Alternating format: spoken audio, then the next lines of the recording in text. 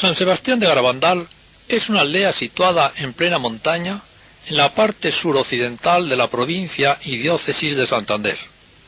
El último pueblo subiendo desde Cosío, unos 6 kilómetros de mal camino, hacia el noroeste al imponente macizo de 2016 metros de Peña Sagra en los Picos de Europa.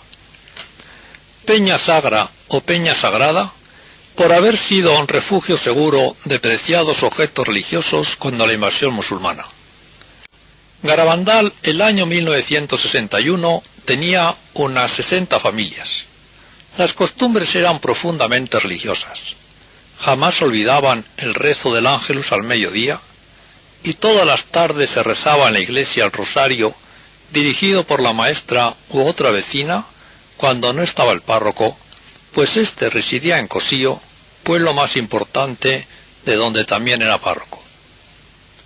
Al entrar la noche, una mujer, María, la madre de Jacinta, de la que hablaremos, salía por las callejuelas con su farol y una campanilla, invitando a los vecinos a orar por los difuntos y a hacer las oraciones de la noche.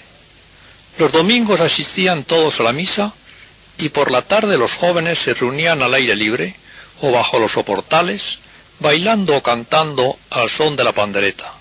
Por ello, ese día, el rosario era después de comer, cuando todos estaban libres.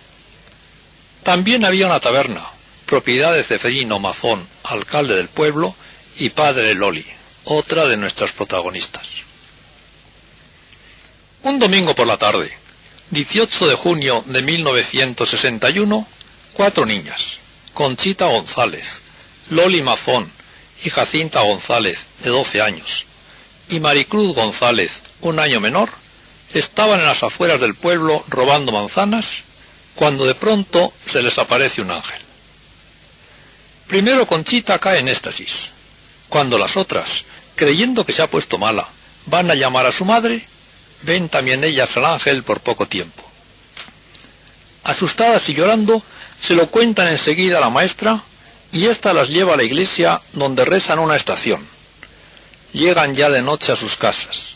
Los padres las regañan y no las creen. Al día siguiente el párroco, don Valentín Marichalar, después de clase al mediodía, se encontró por separado con las niñas, le impresionó la coincidencia de los diversos relatos y les mandó que, si le volvían a ver, le preguntasen quién era y a qué venía. Por la tarde volvieron las niñas al mismo sitio, un camino que llaman La Calleja. Estuvieron rezando un buen rato, pero el ángel no apareció. Ya acostadas, y también rezando, cada una oyó una voz: «No os preocupéis, que me volveréis a ver». La gente del pueblo se mostraba en general incrédula y burlona. Al día siguiente, martes 20, con gran dificultad consiguieron permiso en sus casas para volver a La Calleja después de merendar. Rezaron el rosario, y como el ángel no venía, decidieron ir a la iglesia como los otros días. Entonces, de pronto, se sienten inmersas y como flotando en una gran luz, aunque no ver al ángel. Volvieron el 21. Rezaron. Se les apareció el ángel, pero no les habló. Varias mujeres que les habían seguido quedaron muy impresionadas al ver su expresión estática, que les confería singular belleza y sobrenaturalidad. Ese día llegó también la noticia al brigada de la Guardia Civil, don Juan Álvarez Seco, a quien correspondía aquella demarcación, y quien escribió con toda objetividad unas detalladas memorias de excepcional valor histórico. Inmediatamente destacó a un cabo que le informase, y a continuación mandó que hubiera siempre una pareja de guardias en Garabandal para cuidar del orden, pues los forasteros subían de 500 a 3000 cada día. El 22, a la hora de costumbre, las 8:30, se vuelve a aparecer el ángel. Estaba presente el párroco. Al acabar, el señor Manín, profesor del hijo de un indiano, interrogó a las niñas por separado. Entre la gente se decía que las hipnotizaba, que les daba pastillas. Al enterarse el brigada interrogó al profesor, quien dijo hacía un informe por orden del párroco. El 23 se repitió la aparición. Esta vez fue el párroco quien después de ella interrogó por separado a las niñas en la sacristía. Días más tarde, convencido de la realidad de los hechos, fue con las personas más representativas, el alcalde, padre de Loli, una de las videntes, el profesor Manín y el indiano don Eustaquio Cuenca, a informar al obispo, don Doroteo Fernández, administrador apostólico, quien prudentemente decidió había que esperar. Se suceden las apariciones del ángel mudo el 24, el 25 y el 28, con enorme afluencia de forasteros, diariamente, y tristeza de las niñas cuando no hay aparición. Sin embargo, el médico dice están enfermas, epilépticas, el brigada apostilla, pero yo veo que ellas están la mar de bien y que cada día están más guapas y sanas, mientras que sus familiares, padres y hermanos presentan aspecto de cansancio y sus rostros denotan claramente la falta de sueño y reposo. El 1 de julio, sábado, por primera vez habló el ángel para comunicarles que al día siguiente se les aparecería la Virgen bajo la advocación del Carmen. Durante 2 horas les dice que es San Miguel y otras muchas cosas que las videntes no han contado. Es notable que las apariciones del ángel, aunque fuesen largas y no les hablase, a ellas les parecían muy breves y gozaban solo con contemplarle. Su rostro era infantil, símbolo de la pureza angélica. Con alas de fuego y largo vestido azul resplandeciente. A ella les daba la impresión de especial fuerza y les causaba gran respeto. Cuando al día siguiente, domingo 2 de julio, iban a la calleja, o cuadro, porque habían hecho los mozos una empalizada cuadrada para protegerlas de la muchedumbre, antes de llegar se les apareció la Virgen, de blanco, con manto azul, pelo castaño oscuro, largo, ondulado, una corona de estrellas. Los pies no se le veían, los brazos extendidos, en la mano derecha un escapulario marrón. A un lado San Miguel y al otro San Gabriel, que parecían mellizos.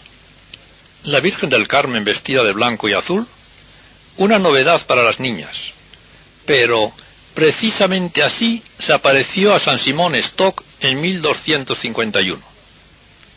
A veces llevaba en brazos al niño, como recién nacido, vestido de azul. En cierta ocasión les contestó la Virgen que tenía 18 años. Sería la edad a que llegó a su desarrollo corporal perfecto, tal vez cuando nació Jesús. Les dio un mensaje y se lo fue explicando otros días, para que lo publicaran el 18 de octubre. Desde el principio, las apariciones fueron continuas, con frecuencia varias veces al día. Lo normal era de 7 a 9 de la tarde. Después fueron por la noche y hasta la madrugada. Su duración solía ser de media hora, aunque fácilmente se prolongaba hasta 2 horas. A veces era sólo de 2 o 5 minutos para un aviso, volveré a tal hora, o no vendrá hoy la Virgen porque hay un grupo bailando, etc. Pero el tiempo de la aparición les parecía siempre muy breve y nunca sintieron cansancio ni molestias a pesar de los movimientos, golpes, pinchazos que les daban, etc. Las apariciones eran en los lugares más diversos, fuera y dentro de las casas, a todas o solo a alguna. Ellas sentían 3 llamadas, como una alegría cada vez mayor. La segunda y tercera eran próximas a la aparición. Se comprobó que muchas veces, estando separadas, tenían las llamadas al mismo tiempo. A principios de agosto comenzaron a tener, dentro del éxtasis, caídas y marchas estáticas. La visión se movía y las niñas la seguían sin darse cuenta. Con la cabeza muy levantada, lo mismo andaban hacia adelante que hacia atrás, por caminos llenos de piedras, sin tropezar, tan deprisa que para muchos no era posible seguirlas, y con tal ímpetu que tampoco era posible detenerlas. A veces andaban incluso de rodillas, siempre con una compostura perfecta. El hecho insólito de las marchas estáticas se conoce también en Santa Catalina de Siena y Santa Madalena de Pazis. Desde luego no tienen explicación natural, como tampoco lo tienen otra multitud de fenómenos que sin duda son pruebas queridas por la Virgen para demostrar la autenticidad sobrenatural de las apariciones.